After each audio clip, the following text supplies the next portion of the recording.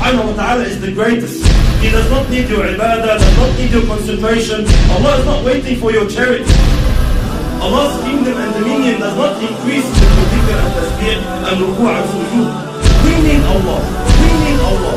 We need Allah.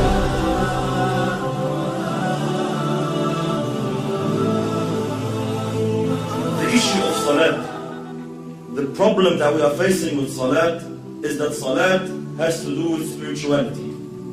It has to do with feelings that come through your heart and thoughts that come through your mind. A successful Muslim, like Allah subhanahu wa ta'ala says, قَدْ أَفْلَحَ الْمُؤْمِنُونَ الَّذِينَ هُمْ فِي صَلَاتِهِمْ خَاشِعُونَ. Verily the believers are successful, they are the ones who have khushu' in their salat. They pray properly, they stand before Allah subhanahu wa ta'ala properly. A crucial step, a crucial cornerstone in achieving this target is to know who you're standing in front of. Who are you speaking to? Which words are you reading?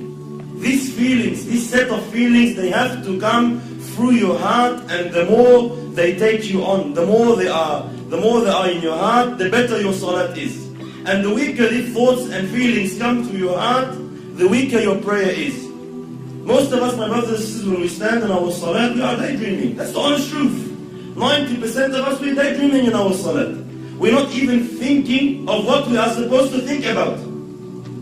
The thought of thinking of something doesn't exist. Why? Because the intention is not there, the strength is not there, the understanding is not there. This is why briefly, inshallah, what feelings, what emotions must come through our hearts standing before Allah subhanahu wa ta'ala? How can we assist? How can we basically amplify these feelings? Number one, knowing who Allah subhanahu wa ta'ala is. Who am I talking to? Who am I standing in front of? Allah subhanahu wa ta'ala, my brothers and sisters, does not need us.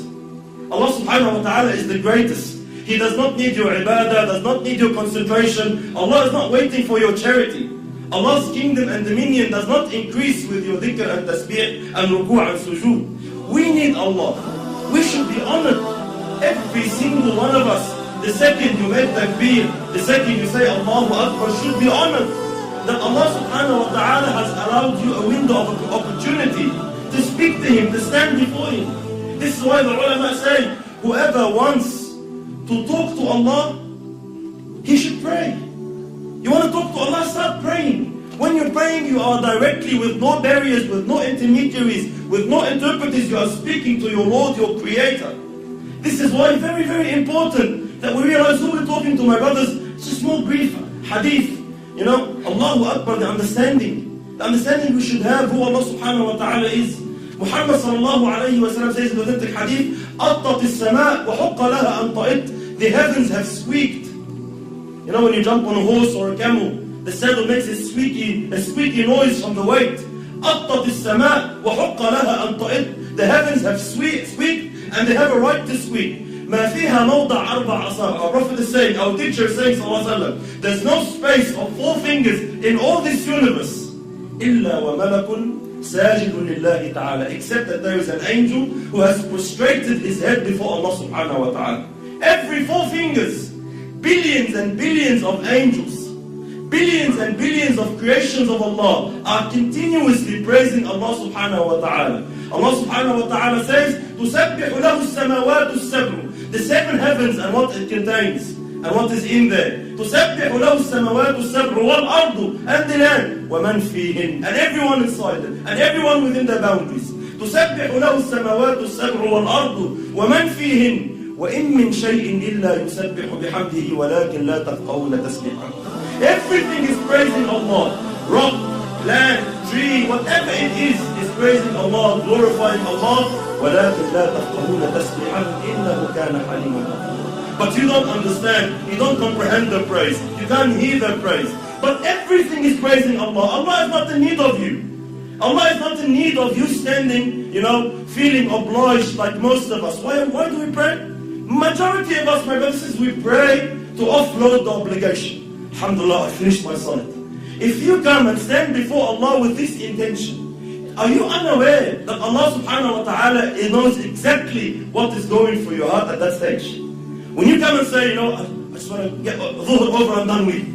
These feelings that come to us, we don't say them in public. No one comes and says, Allah, خلصنا بقى, let's pray. No one says that. No one says to his man, Allah, get over and done with, خلصنا. We say, let's go pray over in my heart. Allah, please, let's go over and done with. This feeling that I'm praying just to offload the burden of salat is not the right feeling you should have. You should be honored, my brothers and sisters, wallahi, in issues of dunya.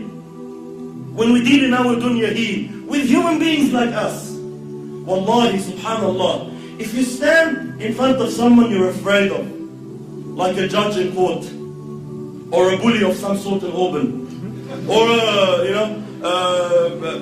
a president, a prime minister, an ASIO agent, wherever you stand in front of, what happens to you naturally, without no motivation, without no one to have to give you a 7-step course on how to fear him? Naturally speaking, subhanallah, your heart starts pounding. You feel something. When you stand in front of the judge and he's about to announce the decision whether you'll got 15 years in jail or not, your heart starts pounding naturally. No one needs to give you a course. Why? Because we are aware who this person is. I know who he is. I know what authority he has. I know what he can do. I know what he can decide now. He can wreck my life. And because I know this, naturally the feeling, the emotion comes naturally. The problem is when we deal with Allah, these feelings do not exist. You stand before Allah and you're daydreaming. We all know Allah knows what's in your heart. يَعْلَمُ السِّرَّ وَأَخْفَى. But it does not move anything in you. Every blue moon, every now and then, maybe in Ramadan when you're feeling down, something that, you're going through trouble with your family, you want to get married, you get some emotion. Other than that, our salat is just far off where it should be. Why? We are unaware who you are standing in front of. The understanding that Allah now subhanahu wa ta'ala has allowed you to speak to Him. Wallahi, my brothers and sisters, wallahi, we see Muslims in this dunya, they get to meet a sinner, let's say an actor or an actress or a pop star of some sort, and they are so overwhelmed by the fact that they had an opportunity to get his signature or her signature. They're just so overwhelmed. They would say, they'll be speechless. I'm actually standing in front of you, I can't believe it. And they'll be so, they'll be so touched that, he's allowed them 5 minutes of his time. We have these feelings with mashayikh even. Sometimes the super shaykh comes from overseas, and we find all the boys and they're, Allah Akbar, I'm giving him salam, I can't believe it. Subhanallah, every time I see such a situation, it always reminds me of Allah. Subhanallah, who is this person? Regardless, all ranks preserved. Who is this person? The Shaykh once said, imagine if you were to meet Muhammad sallallahu alayhi wa sallam, what would you feel? Imagine if Rasulullah said, I'll give you 5 minutes of my time, come meet me. What would you think? Would you daydream? Would you be sitting with Rasulullah thinking of your wife? Would you be sitting in front of Muhammad sallallahu alayhi wa sallam thinking about work? No way on earth. Why? Prophet of Allah is he. You'll be taken. You'll be absorbed in the discussion.